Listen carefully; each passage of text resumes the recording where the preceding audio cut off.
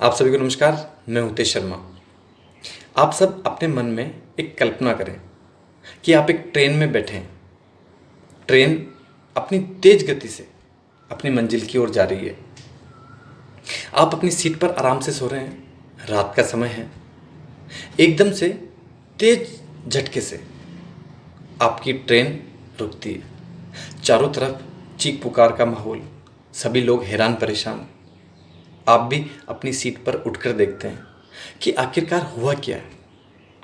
उसी तरह इस दुनिया का हर व्यक्ति अपनी ज़िंदगी आराम से जी रहा था। जो भी उनके काम थे उन्हें रोज़मर्रा की ज़िंदगी में आराम से कर रहा था। एकदम से सरकार ने आकर कहा कि एक छोटे से वायरस कोरोना ने एक बड़ा संकट ला दिया है और उसके कारण आप सभी को अपने घरों में रहना है। इसे नाम दिया लॉकडाउन। बहुत सारे लोगों को बहुत दिनों तक समझ ही नहीं आया कि आखिरकार हुआ क्या है। मनुष्य जाति को अपने पे बड़ा अहंकार था कि कोई हमारा कुछ नहीं बिगाड़ सकता। हम चाहें जिसका बिगाड़ सकते हैं, हम पूरी प्रकृति को तहस नहस कर सकते हैं। लेकिन एक छोटे से वायरस कोरोना ने उनको उनकी औकात दिखा दी, उनका अहंकार मिटा दिया। पहले की जिंदगी और अब की जिंदगी दोनों में बड़ा फर्क है। आप अपने दिमाग और दिल में ये बात बिठा लें कि कोरोना संकट से पहले की जो आपकी जिंदगी थी और उसके बाद की अभी की जो जिंदगी है उसमें दिन रात का अंतर है। आपका जीवन, आपकी पूरी प्रकृति पूरी तरह बदल चुकी है। बड़े बड़े देश जो विकसित हैं, संपन्न हैं, उनकी बड़ी हालत खराब हो रही है। इतनी बड़ी मात्रा में उनके पास संसाधन ही नहीं है कि वो लोगों का इलाज कर सके, उनकी मदद कर सकें। विश्व की आर्थिक व्यवस्था लगभग अपनी पटरी से उतर चुकी है। उद्योग धंधे, बड़े बड़े काम, रोजगार सब ठप हो चुके हैं। करोड़ों नौकरियां जा चुकी हैं। लोग बेरोजगार हो गए हैं।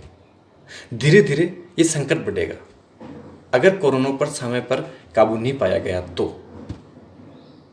सरकार पर इस बात का दबाव बढ़ रहा है कि लॉकडाउन खोला जाए। लोगों को अपने घर में रहने की आदत ही नहीं है। जब भी छुट्टी आई, पार्टी करने, मौज मस्ती करने, आउटिंग करने बाहर गए। बहुत कम लोग ऐसे थे जो इस लॉकडाउन में अपनी पसंद का काम कर पाए, अपनी खुशी से घर में रह पाए। बाकी लोग बड़े हैरान परेशान। उनको लगा सरकार ने उन्हें नज़रबंद कर दिया। घर उनको एक कैद खाना लग रहा है। सरकार के दबाव इतना बढ़ रहा है कि सरकार को अब धीरे धीरे लॉकडाउन खोलने की योजना बनानी पड़ रही है। संकट अभी गया नहीं, वो आपके साथ, आपके जीवन में साथ साथ चल रहा है। लेकिन लोग इसे मानने को तैयार नहीं। ये आप सभी को समझना होगा। आपका जीवन बदल चुका है। अब आपके जीवन में लॉकडाउन खुलने के बाद क्या स्थिति होने वाली है और किस प्रकार आपको अपने जीवन में रहना है, उस पर दो चार बातें। सबसे पहले आपको अपने मन और दिमाग को मजबूत करना है। लॉकडाउन खुलने के बाद जब आप बाहर निकलेंगे तो आपके मन में डर होगा, भय का माहौल होगा और चारों तरफ ऐसा माहौल होगा जिसे आपने पहले कभी नहीं देखा होगा। इसीलिए आपको प्रार्थना करनी है, ध्यान करना है। जो भी आप अपने मन को मजबूत और दिमाग को स्वस्थ रखने के लिए कर सकते हैं उसे लगातार करें ताकि आप बाहर के माहौल में अपने आप को सेट कर पाएं। इसी के साथ हमेशा मास्क का प्रयोग करें। आप अगर किसी ऑफिस में काम करते हैं या आपका अपना बिजनेस है तो वहाँ सभी लोगों के लिए मास्क के लिए कहें। उन्हें इस बात के लिए प्रेरित करें कि वो मास्क का प्रयोग करें।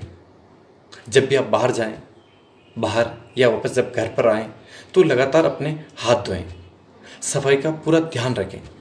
आपके आसपास जो भी लोग ज़रूरतमंद हैं उनकी मदद करें। अब देखिए, लॉकडाउन के कारण सारे उद्योग लगभग ठप हैं। संसाधन धीरे धीरे कम से कम होते जा रहे हैं। चीज़ें जितनी भी है वो कम होती जा रही है। तो आपको इस बात का ध्यान रखना होगा कि जितनी भी चीज़ें हैं उन्हें कम से कम अपने काम में लें।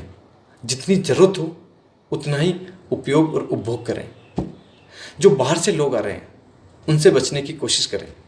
बड़े पैमाने पर बाहर के मजदूर अब आपके शहर में आ रहे होंगे या आने वाले होंगे, उनसे दूरी बनाकर रखें।